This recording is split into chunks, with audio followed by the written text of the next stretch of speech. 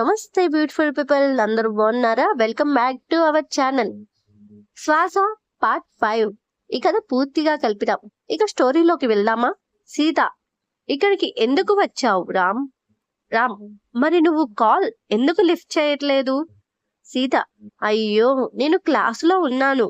Ram, sorry Sita, disturb చేశానా? సీత, ఛీ అలా ఏం లేదు, నువ్వు సడన్ గా కనిపించేసరికి షాక్ అయ్యా అంతే.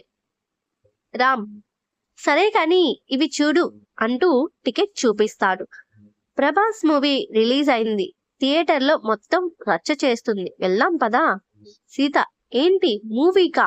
నేనా? వామ్మో, నేను రాను. రామ్, నువ్వు అలా అంటావు అని నాకు తెలుసు, అందుకే ఇది తెచ్చా అంటూ హెల్మెట్ చూపిస్తాడు. సీత, ఇది ఉన్నంత మాత్రాన ఎవరు చూడరంటే ఎవరికైనా తెలిస్తే ఎలా? రామ్, ఎవరికీ తెలియదు కానీ నువ్వు రా సీత అంటూ తీసుకెళ్తాడు. మూవీ అవుతుండగా సీత అన్నీ మర్చిపోయి మూవీ చాలా ఎంజాయ్ చేస్తుంది. విజిల్స్ తో, అరుపులతో. అది చూసి రామ్ షాక్ అవుతాడు. మూవీ అయిపోయాక బైక్ మీద అతని ఇంటి దగ్గర డ్రాప్ చేస్తాడు. సీత, ఇక్కడే ఆపు రామ్. రామ్, ఇక్కడెందుకు? సీత, నేను ఇక్కడి నుంచి నడుచుకుంటూ వెళ్ళిపోతా. రామ్, సరే అని చెప్పి బైక్ ఆపుతాడు. సీత దిగుతుంది. రామ్, మూవీ చాలా ఎంజాయ్ చేసావు అనుకుంటా? సీత, చాలా అంటే చాలా. Okay bye. రామ్, సరే సీత, జాగ్రత్తగా వెళ్ళు. అలా నైట్ అవుతుంది. సీత తన రూమ్ లో కూర్చొని డైరీలో ఉన్న ఇంకో పేజీని చింపేస్తుంది.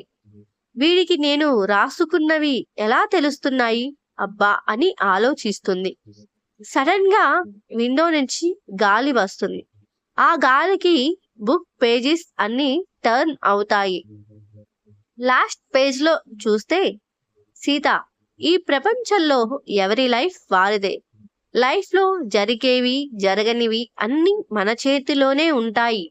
ఒకరు మన లైఫ్ డిసైడ్ చేస్తున్నారు అంటే లైఫ్ మన చేతుల్లోంచి చేజారినట్టే.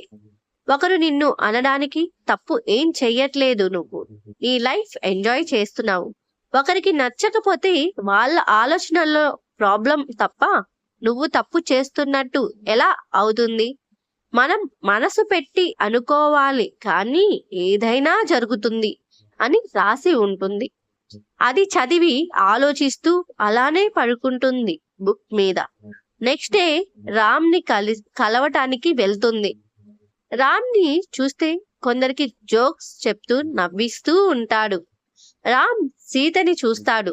సీత హాయ్ చెప్తుంది. రామ్ సీత దగ్గరికి వెళ్ళి, రామ్, ఏంటి సీత, నువ్వు బయటకు వచ్చావా? సీత, ఊరికే రావాలనిపించింది వచ్చా. రాకూడదా? రామ్, అలా కాదు, ఇంట్లో ఎలా పంపించారు అని. సీత, ఫ్రెండ్ తో స్టడీస్ అని చెప్పి వచ్చా. రామ్, వామ్మో, నువ్వు ఇంట్లో అబద్ధం చెప్పి బయటకు వచ్చావా? ఏదో స్పెషలే నాకు. సీత, అవును స్పెషలే. వాళ్ళెవరు రామ్? రామ్, వాళ్ళ జాబ్ లో నుంచి తీసేశారని బాధపడుతూ కూర్చున్నారు. అయితే వాళ్ళని కాస్త నవ్వించా.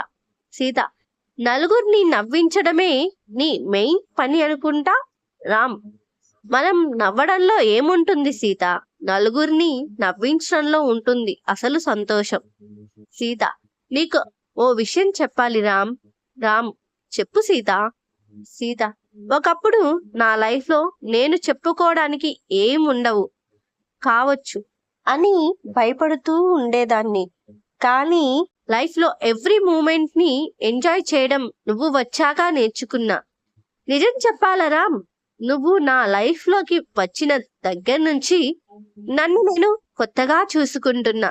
రామ్, ఈ మార్పే సీత నేను నీలో చూడాలనుకుంది. సీత, థ్యాంక్స్ రామ్. రామ్, నాకు థ్యాంక్స్ అలాంటివి చెప్పడం మానే అని చెప్పా కదా. సీత, మర్చిపోయా రామ్, ఇంకెప్పుడూ చెప్పను. రామ్, సరే కాని ట్రీట్ ఏం లేదా మరి? సీత, ఉంది అని చెప్పి డైరీ చూపిస్తుంది. ఇంకా దీనితో నాకు పని లేదు రామ్, నువ్వు ఉన్నావు, అది చాలు అంటూ డైరీని విసిరేస్తుంది. రామ్, నాకు ఏం ట్రీట్ ఇవ్వాలో కూడా తెలుసుకున్నావు, సూపర్. అలా సన్సెట్ ని ఎంజాయ్ చేస్తూ నడుచుకుంటూ వెళ్ళిపోతారు. నాకు ఆ డైరీలో ఉన్నవి మొత్తం గుర్తులేదు, ఎలా సీత అంటాడు రామ్. నేను ఉన్నా కదా అంటుంది సీత. Thank you all. ఈ స్టోరీ కనుక మీకు నచ్చినట్టయితే ప్లీజ్ సబ్స్క్రైబ్ చేసుకోండి. అలాగే మీ ఫ్రెండ్స్ కి ఫ్యామిలీస్ కి షేర్ చేయండి. Once again thank you for watching. Bye guys.